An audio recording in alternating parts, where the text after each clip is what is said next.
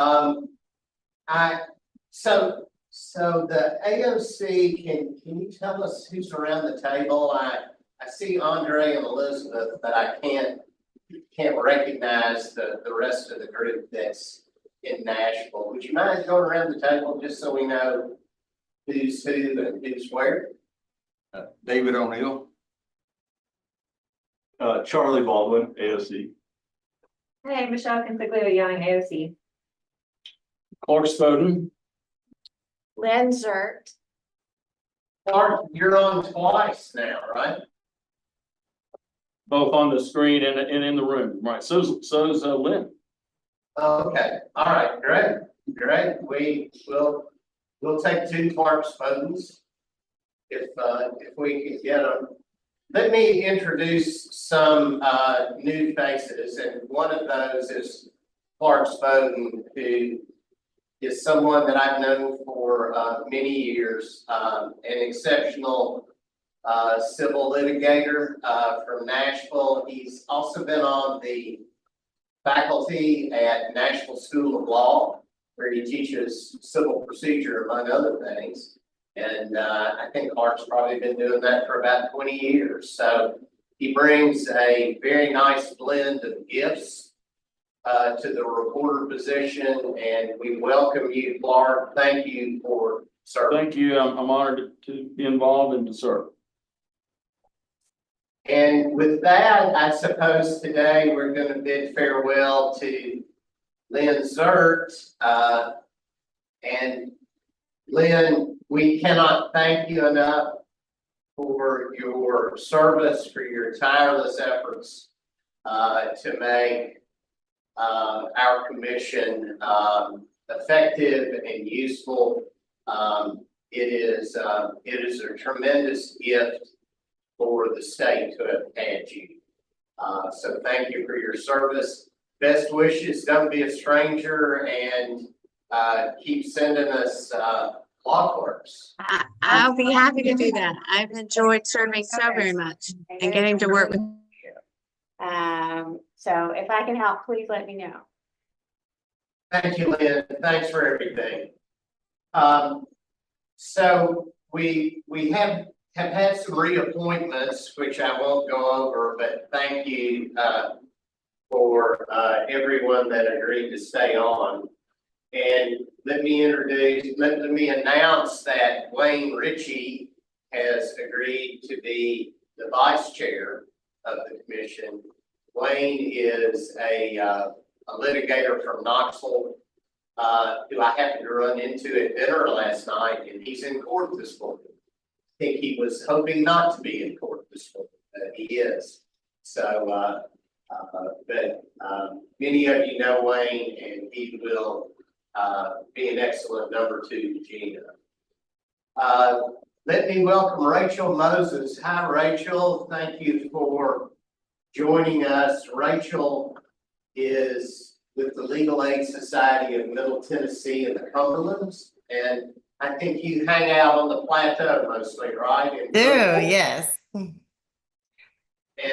thank you for agreeing to serve. It's important that your clients have a voice. And so Thank you. I'm honored to be on the commission and join you guys. I know a few of you, but I look forward to getting to know the rest of you. Captain O'Neill, we appointed you kind of in June and you stepped in, but I just want to recognize you. You now have a 3-year term, and thank you for agreeing to serve. Your perspective, not only as a lawyer, but also as a law enforcement officer, will also be very. Thank you. Thank you. I'm honored. Judge Jackson, I'm looking for you. Judge Rachel Jackson, she may be in court this morning. Is she on? Oh, I see you, Rachel. You're in Rogers. Yeah. Rogers Conference. I am. Okay, welcome. Judge Jackson is the juvenile judge in Lauderdale County, Ripley, Tennessee. And she will be a judicial liaison representing the juvenile judges. And that's all of my announcements. If we don't have a completely accurate new roster, we will be getting you one. And we also have a little memo that Elizabeth has been working on, and Elizabeth and Michelle have been working on at the AOC, which kind of describes the Rules Commission, and it's very helpful, little document that describes what we do and how we do it. And so that should be out to you in the next day or so. So, Mr. Chairman, those are all my comments. You take the wheel, and thanks everyone for serving. Thank you, Justice Tarwater. Let's go ahead and start with the roll. Lynn, are you able to confirm that we in fact have a quorum this Yes, morning? we have a quorum. Do you mind if I sort of call the names of members that I have not seen just yet? Please. If I don't call your name, I've marked you present. But if I call your name and you're on the Zoom, please let me know. Bo Burke. Michael Carter. Mark Falk. Doug Halligan. Alan Wade. Judge McGee. Jim Hibner. Chancellor Cole. You know, we have a quorum. Great. Thank you. Let's, if we could, entertain a motion for approval of minutes from our June 2024 meeting. Can I have a motion, please? So moved. I'll move that we approve the minutes. Thank you. Scott Sims makes a motion and General Blumstein seconds the motion. All in favor, please say aye. Aye. Any opposed, nay? Great. We've approved minutes from our June meeting. We have this morning just a number of discussion items. We're not going to have to vote this morning on any substantive rule changes, but we are going to be discussing a few items that we'll be bringing back to the full advisory commission in December for a vote. Let's start with item number 3 on your agenda, Criminal Rule 41G. Alex Little, can you go ahead and guide us through that? Yes, we had a group meeting of the Criminal Rules Commission about 3 weeks ago. I think there was a great deal of discussion. It was a very good discussion, and I think an interesting issues we've talked about. The general consensus was there's certainly a good argument to change the rule. The Supreme Court has asked us to look at that specifically. As we did it, we thought up of different sort of potential practical issues of how it could cause problems. One of the primary issues we've sort of talked about is where exactly a motion like this should be filed. Would it go to sessions? Would it need to go to a circuit court or chancery court judge? How, where does it get placed? Because obviously in Tennessee, the search warrant itself can be issued by a wide variety of judges. And so one of the problems is if it's kind of stuck in general sessions, if there's a denial of a Rule 41, what happens there? Or a Rule 41 new sort of return motion.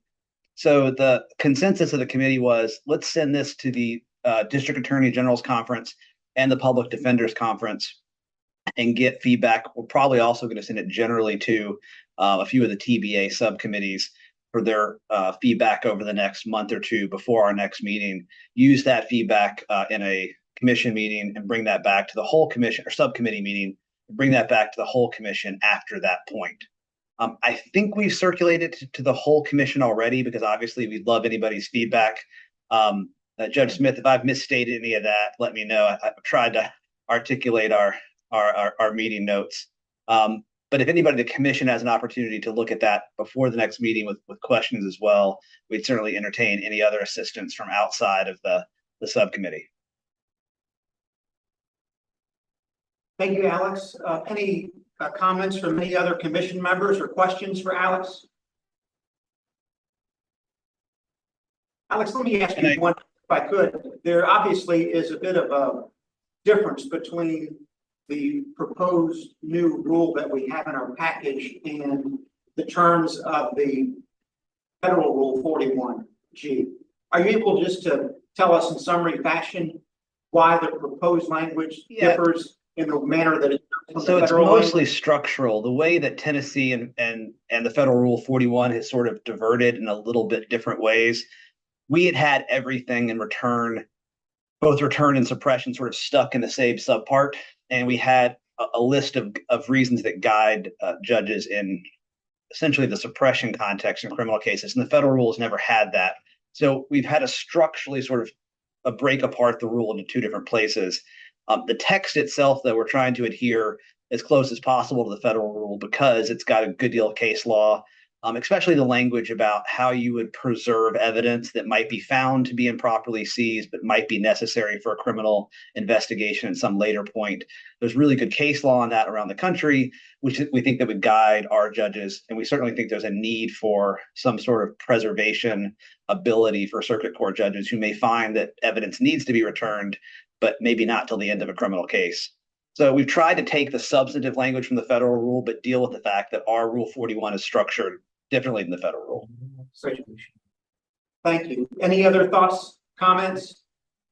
Well, Gina, I probably should have, I jumped in probably a little too fast for the folks who weren't here last time or the new members. I mean, the issue with Rule 41 is in Tennessee right now, we do not have a mechanism under our rules to obtain property that has been illegally seized if there's not a criminal case or if you're a third party. So if there's an illegal seizure, the police, the district attorney decide not to pursue a criminal case, which often happens when there's a legal seizure because the DA realizes they're not going to be able to prosecute a case. You're sort of left to the good graces of local law enforcement to get property returned. And so the federal rule has had for many, many years a part of Rule 41 to allow for return. Our old rule had what appeared to be a return rule in it, but the Supreme Court held a number of years back in Tennessee, the Tennessee Supreme Court did, that does not allow a third party to seek return without some other mechanism. And so the Supreme Court invited this a number of years back for the commission to look at it. And so we're taking that up now. Great. Thank you, Alex. All right, let's go, if we could now, to item number 4, possible revisions to a Rule of Procedure 52 and Rule of Appellate Procedure 3E. Tim, can you walk us through this? Yes, sir. I certainly can. The question before us in this particular issue was whether Rule 5201 of the Tennessee Rules of Civil Procedure, or alternately Rule 3 of the Tennessee Rules of Appellate Procedure, should be amended to require that parties must first request additional findings of fact from a trial court after a bench trial before they can challenge the court's lack of factual findings on appeal. And the issue was raised to us by Chancellor Tony Childress, the presiding judge of the 29th Judicial Circuit. We were asked at the time of the assignment, Justice Tarwater suggested that we speak with Chancellor Childress about his concerns. He also suggested that we speak with a couple of members of the Court of Appeals, which included Judge Bennett, Judge Clement, my apologies, and Judge Sweeney about these issues. Because Justice Tarwater said that he felt like all three had some fairly developed opinions on the issue that was being raised. And it took us a while because we did talk with those folks. We talked with others. We considered the issue in conference several times. It's sort of a hot button topic between the trial courts and the appellate courts.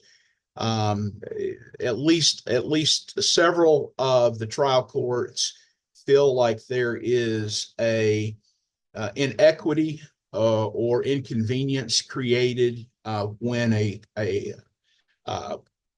case is resolved after a bench trial. The lawyers at the time do not raise any issue concerning any inadequacy of findings of fact by the chancellor or the trial court.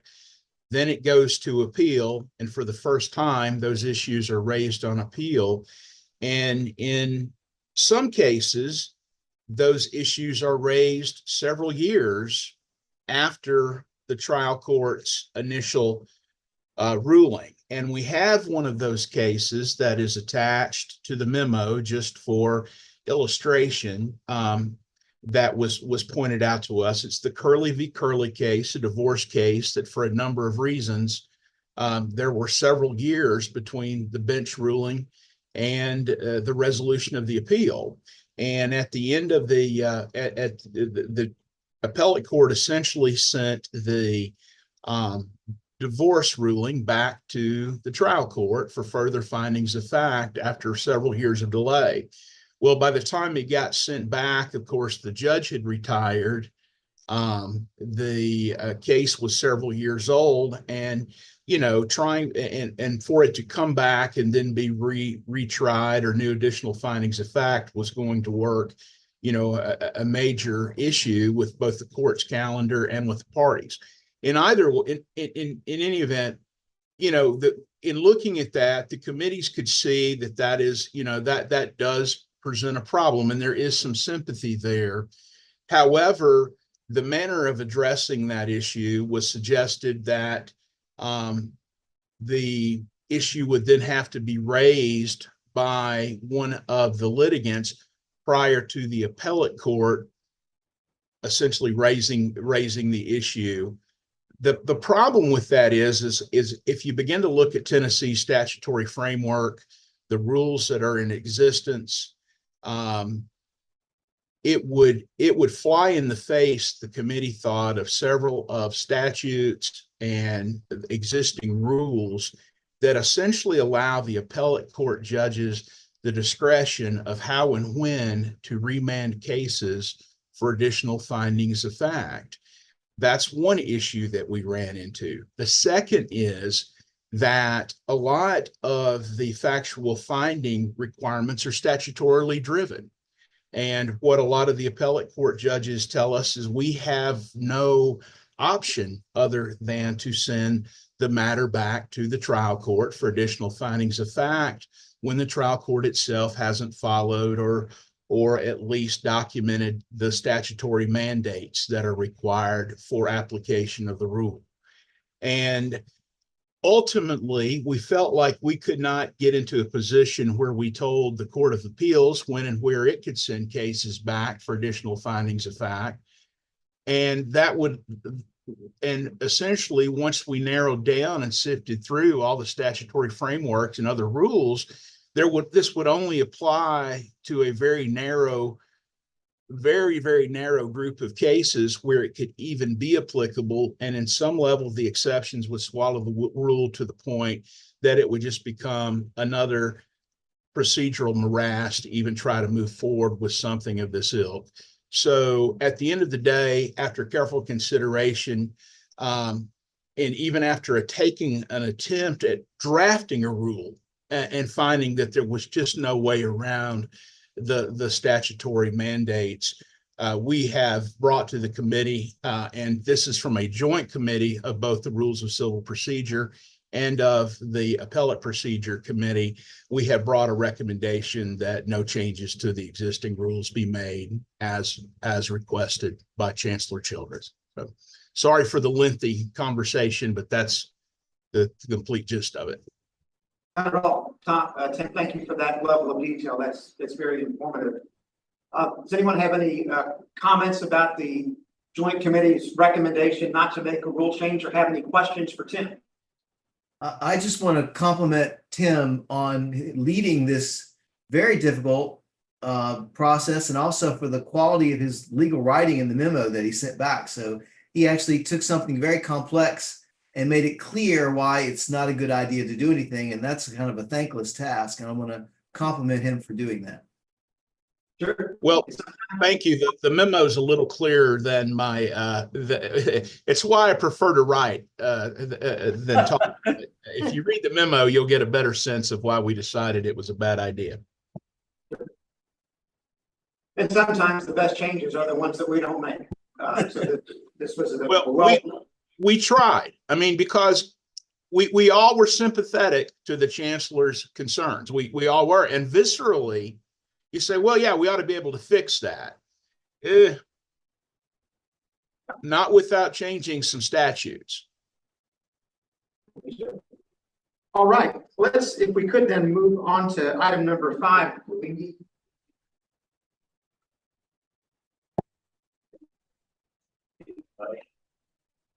I do not think we need a motion not to have a change. Okay. It's okay. And just one thing, how are we going to communicate the commission's action on this? So someone probably needs, I mean, I can do it, but someone probably needs to talk to Judge Childress and explain the process. Sure. Tim might be the person to do that. Oh yeah, throw me in that briar patch. That's something. Do you need an order or a volunteer? Would you like a volunteer? I will take care of it. And you know, we had Chancellor, we don't have to get too far into it. We had Chancellor Cole on that committee as well. And you know, Chancellor Cole ultimately agreed with what we decided. So I will perhaps chat with him and then chat with Chancellor Childress. I'll make sure that we do it and do it tactfully, and I'm sure he will not be surprised, I don't think. No, and you might want to do it together, Tim. You and Chancellor Cole. That's what I was kind of hopeful. I didn't want to necessarily unilaterally volunteer Chancellor Cole, but I will ask him and to see if perhaps he'll jump on that call with me. Perfect. And I don't mind sending a copy of it. To echo what Don said, really, really good work by this joint committee. Thank you for that. Well, thank you. Yeah, I enjoy. Well, it was all the committee. I mean, and of course we had General Bloomstein on there, and anytime we have her, it's in the bank, you know. So. Second that. Folks, item number 5 deals with another appellate issue regarding Rule 27. And this issue came up in an oral argument last November when there was an issue before the Supreme Court about whether a party had properly preserved the ability to seek attorney's fees on appeal. And during the argument, Justice Bivens suggested that perhaps this is an area of law that has become sufficiently complex that a rule might be helpful to the bench and bar, which is why we're seeing it appear as an item on our agenda this morning. Obviously, the Tennessee Court of Appeals initiated a bit of a sea change in the law with the Killingsworth case about 15 or 20 years ago, holding that you have to request attorney's fees on appeal in order for them to be granted back in the trial court. So at the request, or at least certainly the suggestion of Justice Bivens during the argument of the Charles versus McQueen case, I'm going to ask the Rule of Civil Procedure Subcommittee to take a look at this issue about whether, in fact, we should amend Rule 27 of the Rules of Appellate Procedure to provide a more specific guidance to the bench and bar about whether and to what extent attorney's fees need to be requested in an appellate brief or otherwise, and then what the consequences for that might be if the fees are not properly requested. So, Scott, could we put that in the capable hands of your committee and Doug's committee to report back for our December meeting? Absolutely. Yeah, we'll be good. Great. Thank you very much. Does anyone have any thoughts or comments about item number 5, requesting attorney's fees on appeal? Great.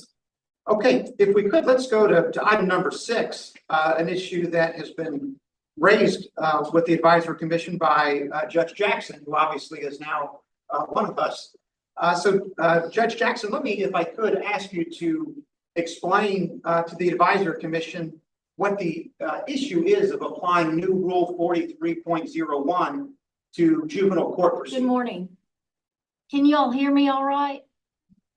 Yes, very well. All right, thank you. So what and as a council, let us apologize too, because we did not have this rule change on our radar, or we would have spoken up before its passage. But I'll just go ahead and target the issue that we've had, and that is that the rules of juvenile practice and procedure have 6 classes of cases under Rule 101C3 that apply the rules of civil procedure to those cases. And the rule has placed upon us restrictions that really hinder our ability to timely and efficiently hear cases. Yeah, I'm sure you're all aware, those of you familiar with juvenile court are aware that we deal with a largely indigent population and largely with appointed attorneys. And we have various time mandates on hearings.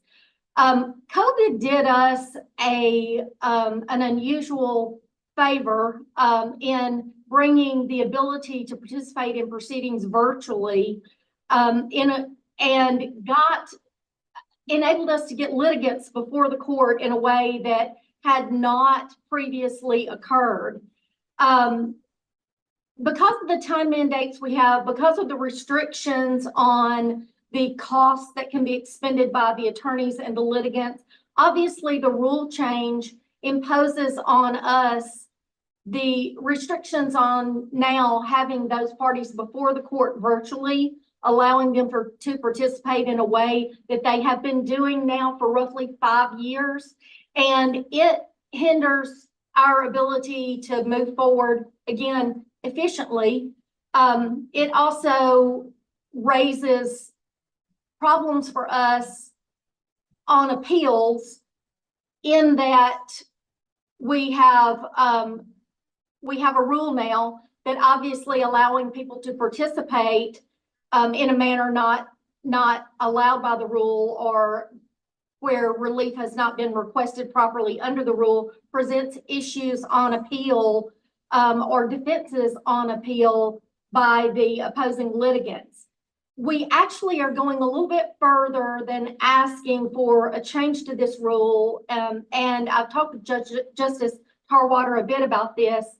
We're asking that the court give some emergency relief from this rule for us, because every day that passes and every case that's heard and every litigant who's allowed to participate in a way that did not follow the procedure in making a request for virtual participation under the rule, again, presents issues on appeal. We have, I don't know that enjoyed is the right word, but we have been able to really take advantage of these virtual proceedings.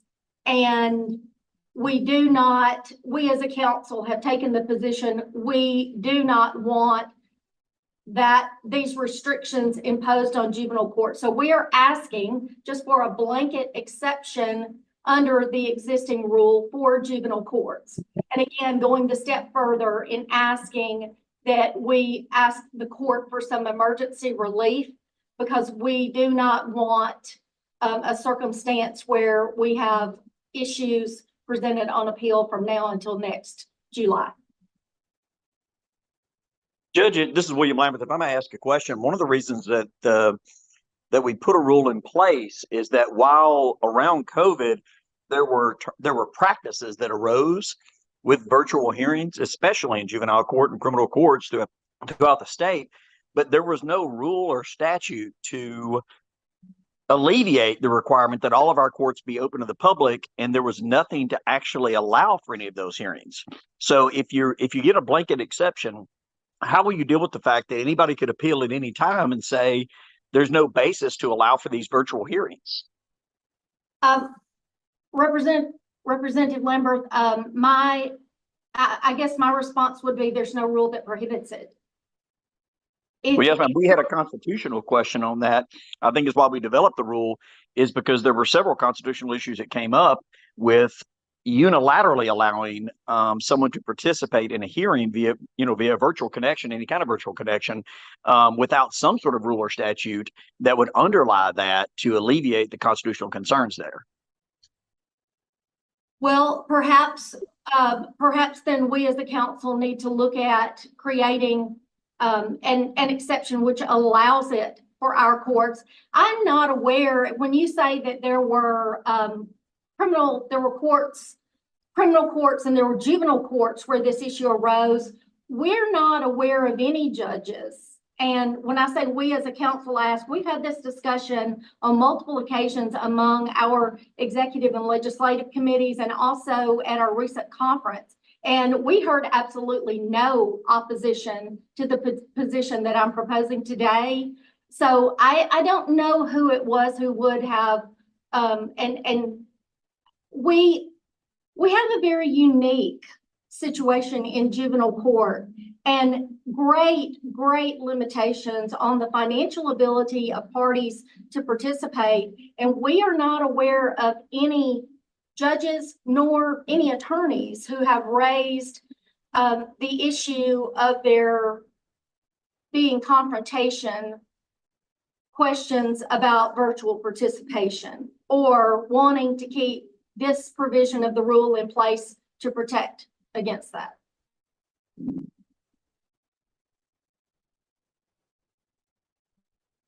Other thoughts or comments about Rule 43.01 applying to juvenile courts? I have a question. Yes, please.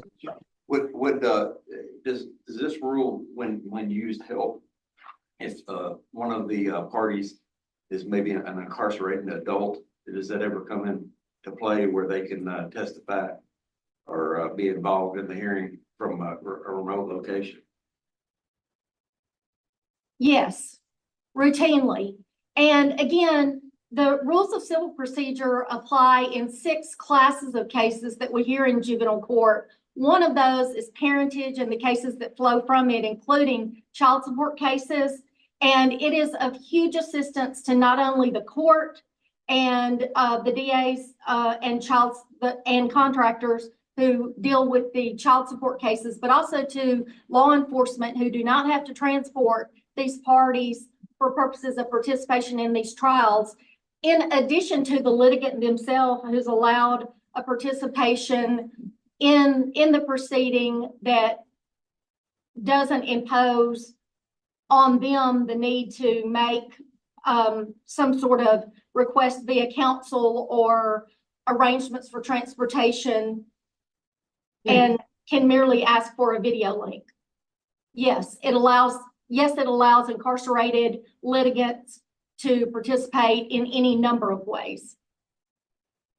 And just one more question. I should have probably answered to this question, but aren't juvenile proceedings a little bit less limited to the public as well anyway, for the open courts issue?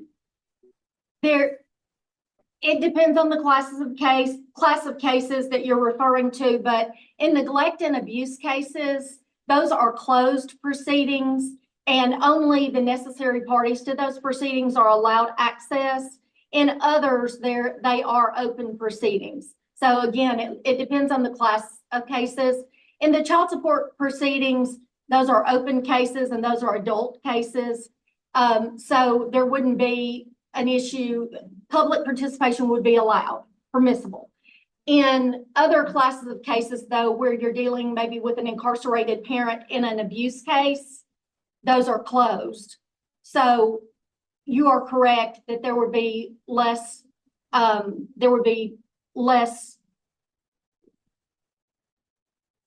public question about participation in those proceedings or access to that testimony. Does that answer your question? Yes, thank you, Judge. Yes, thank you. Thank you, Judge Jackson, for walking us all through that in a very coherent way. We do appreciate it. Alex Little, let me go ahead and request that your committee of rules on criminal and juvenile procedure take up this issue about whether there should be an exemption for juvenile courts with regard to Rule 43.01. And if you would, either report back or have a recommendation ready for the full advisory commission in December of this year. We will do it. With regard to Thank you, Alex. And then with regard to the request for emergency relief, obviously, we'll leave that in the hands of Justice Tarwater and his colleagues. Before we go on to the next item, though, any other comments or questions for Judge Jackson? Hey, Gino, this is Aaron Hall. Hey, Aaron. Hey, how you doing? I'm just kind of curious because we do a ton of termination cases in Chancery, and it looks like it put us in the position if you did a termination in juvenile court here, you could appear virtually, but in Chancery, you can't appear virtually. So I don't know if there's very specific, outline of very specific cases in juvenile court versus what we do in Chancery during maybe an adoption process, and then we have to terminate against a parent. That's a very good point, Aaron, and I hope one of the issues that Alex and his committee and Judge Jackson will consider between now and December when we next get together. Great. Item number 7, everyone, deals with the special task force that Justice Tarwater and the court have created for the purpose of looking at making appellate briefs available over the internet. And General Blumstein, can you walk us through where the task force is with regard to that? I will be glad to do that. As you probably saw in the minutes from our last meeting, the task force was asked to complete its job by now. We worked hard. The goal originally was to come up with a redaction policy that would allow privileged confidential information to be removed from briefs so that they could be made available online to the public. When we made a valiant stab at doing that, drafted up a potential rule, and then it became clear that a lot of other considerations came into play, and Chief Justice Kirby suggested that as much as the court would like to have the briefs made available right away, it might make good sense to look a little more broadly and take into consideration not just briefs, but other filings. And that requires some more time and coordination with the state of e-filing and right now. So we got an extension, and we continue to work on this. And we will have, I hope, a more comprehensive update and something to present at our next meeting. Great, thank you, Andre. Justice Tarwater, do you have anything to add? No, just that, Andre, as I understand what the task force will be looking at is how to broaden yes the scope of the rule so that there is broader access to filings. Not just briefs, but other filings as well. And Jim Hibner very helpfully provided us with rules that some other states have that are quite comprehensive. We will be taking a look at those to see what might be what we could adopt in Tennessee, even though we are not as advanced in our e-filing, statewide e-filing as some of these other states. And that's what's slowing us down a little bit. But yes, taking a broad. I'm sorry, Andre, I talked over you. I'm finished. I'd just like to thank the task force for the really good work. It's an important issue to the courts and to the public. So thank you for that. Does anyone have any questions or comments for General Blumstein or Justice Tarwater about the task force before we move on? Great. Let me also remind the members that in the materials that Lynn circulated in advance of the meeting, we had a new listing of the committees and the members that make up each one of the committees. And if for some reason you were assigned to a committee on which you would prefer not to serve, or if you were not assigned to a committee on which you would prefer to serve, just let me know by email after the meeting today, and we will make that happen, because we want to put you where you're most comfortable and where your efforts are going to bear the most fruit for the entire commission. Also, our next meeting is going to be on Friday, December 13 at 10 o'clock Eastern, 9 o'clock Central Time, and we'll also be using the same format that we're using today. We'll have the in-person conference rooms in the east, in the middle, and in the west, and then everyone who is not able to attend in person, obviously, please, by all means, attend remotely via Zoom. Before we adjourn, is there anything else anyone has for the good of the order? Chairman, this is Judge Jackson again, and I Yes. apologize for intervening. I'm new to this, so you all please bear with me as I learn your procedures. But you asked the committee to take a look at the issue regarding the virtual participation in proceedings. Please explain for me how we, as a council, would have additional input. Obviously, Representative Lambert has raised a very valid issue regarding constitutional confrontation concerns. How would we have additional input with the committee relative to the lack of existence of a rule and also the confrontation issues? Sure.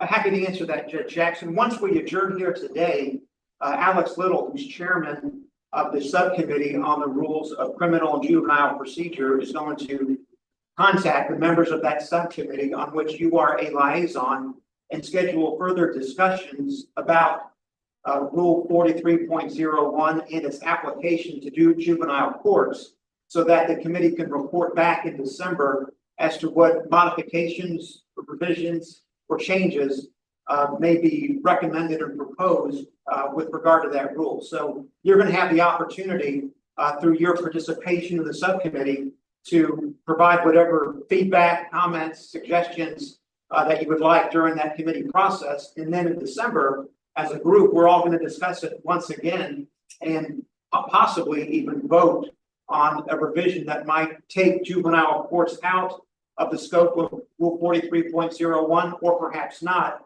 depending on what the subcommittee recommends and depending, of course, on how the entire full advisory commission votes.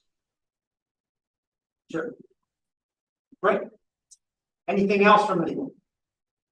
Well, thank you all again for your time. Hope you all have a great weekend, and we look forward to seeing you in December. We are adjourned.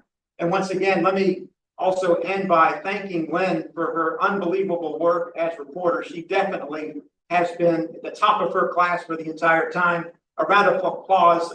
Clark would be entirely welcome. A round of applause. Thank you all. We will see you in December. Thank you.